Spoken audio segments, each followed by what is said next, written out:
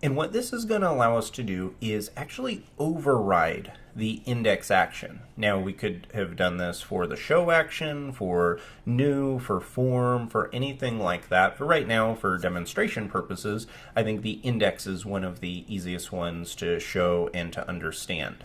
Now, we could technically override anything in here. So we could do anything that we wanted. So we could have it, we could type in H1 and just say my post. And if we do this, when the system gets generated, then, so in other words, when I switch into the terminal, then it would generate an index action that wouldn't have any content whatsoever. It wouldn't show the posts, it wouldn't do anything like that, and it would simply show this one little title. That probably is not the most effective because that kind of defeats the whole purpose of having the scaffold. The cool thing with scaffolds is it builds in all of that functionality completely from scratch for you. So what we can do here is we can actually override and customize the default behavior. And one of the easiest ways of doing that is by actually copying and pasting the source code from Rails. So if you come here, I'm going to put this in the show notes for you. And right here is a link to the source code for the Rails scaffold generator. So if you wanted to override the show action, you could click on show and just copy and paste these items. We want to override index, so I'm going to click on index. Now I can copy all of this code, and this is one of the really neat things about open source software is all of this is just freely available to us, which I think is fantastic. So we get the ability to learn from some of the best Rails developers in the world by seeing the kind of code that they write, and you can learn a lot just by reverse engineering some things they did. I know that I've taught myself quite a bit about Ruby and about the Rails framework just by looking at the Rails code. So if we ran this, this would give us no overrides. This would actually just give us exactly what the system has. So that isn't really, there wouldn't really be a big point in that. But one thing, or a few things we can do is just customize this so it fits in with whatever we want. So taking a look at the blog scaffold here, let's customize this. Instead of saying blogs in, or whatever the title is, in an H1, we can make this an H2. So I can customize that, say H2. Now the little notice here, so if we come back and hit new blog from here, I'll just create one more, and so we can see this whole process. And I think a few things we'd want to do is we can change this title, so we can change the heading to an H2 like we already did. Let's add a horizontal line, and I don't want to use a table. That's going to be one of the big things. I want to transition this because usually when I'm building an app, it's pretty rare I actually use tables like this. So I want to have these all as their own items. They're kind of stacked on top of each other. So let's see exactly the best way to do that. I'm going to come right here, and like I said, I want to put a horizontal line here. Oh, and one thing I forgot was I mentioned notice. If you come here, hit new blog, type something else in, you see where it says blog was successfully created. That's a little notice thing. We don't really see it a lot on the index action, so we don't have to worry about it. You could, though, in another app that used this and used it more, and we will do that in the portfolio app, you could move this wherever you wanted. So we could move this and put it underneath the heading. You can rearrange these however you want. But for right now, you're not actually going to see that because it redirects to the show page.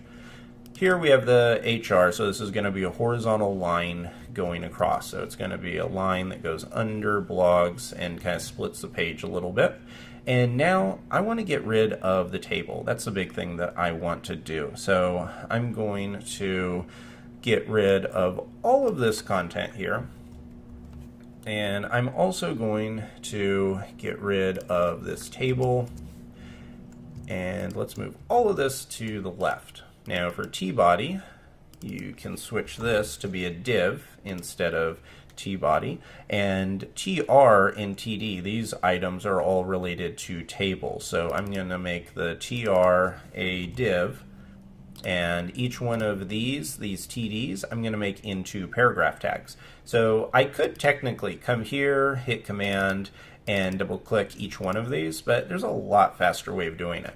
If I type Command F, you can see right here, down here we have this whole search bar come up, and if I type in TD, like I have right there, and click Find All, notice how it selects each one of the TD items, and then all I have to do is press the letter P for paragraph tag, and that has done all of it for me. Now the last two things I want to do, I don't like how it says destroy there. I think that's kind of weird. So I'm going to say delete, and then I'm going to say create a new, and this is going to, instead of just saying new, whatever the name of the table is, it's going to say create a new, and then that's what it's going to say for the title for that little link. Now each one of these, you can see kind of the difference, and I really wanted to focus on, just for demonstration purposes, what this is and how you can override those basic defaults. You are probably going to have all kinds of different things. To give you a real life example what mine would look like when I customize this, I would usually be given a layout from a designer or someone like that, and then I would implement the code for it here, and I typically would have some pre-existing styles. So I'd have some CSS styles, and right away inside the generator I would put something like content, or whatever the styles were for the application, and then when everything ran, then it would already have all of those styles. So if you switch back the browser, none of this is going to, the one thing I want to be clear about, this is not retroactive. So if I hit refresh, nothing changes here. This is all for future thing. So usually this is something I'll do early on in a project's life cycle, so that all of the scaffolds and generators I run in the future will all apply. So now I'm going to switch to the terminal, and we can create a new scaffold. So I'm going to say Rails G, and let's see what type of thing. Let's see, we could do, let's say category. So Rails G category. They'll have a title of a string and a description of text. So that's going to run, and it says, that probably would help. You need to also say it's a scaffold generator. So Rails G scaffold category. It's going to generate everything for us. Say Rails DB migrate. Run that. We still have our Rails server running over here. And so now I'm going to come, and you know what? I don't think this is, we'll see if this worked or not. I'm going to go check something really quick. But if I come to categories, there you go. Yeah, it actually did work. I thought I had forgotten one step, but it looks like everything is there. So now notice here, it has that horizontal line.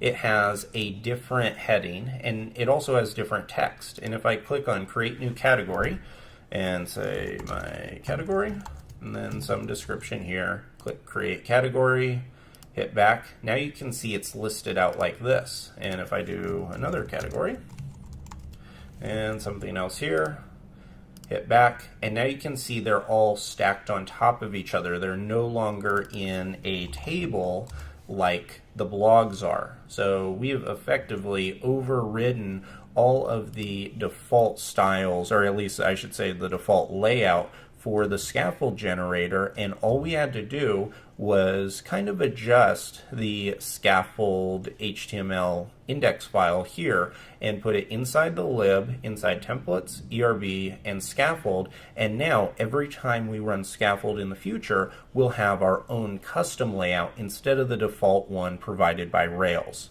Now before I finish up, I want to point to one final item, and what that is I'm going to bring it over here, and that is that there is even more things you can do with generators, and I'll put a link to the to this in the show notes. And here you can see you can do all kinds of things. You can create your own generators completely from scratch.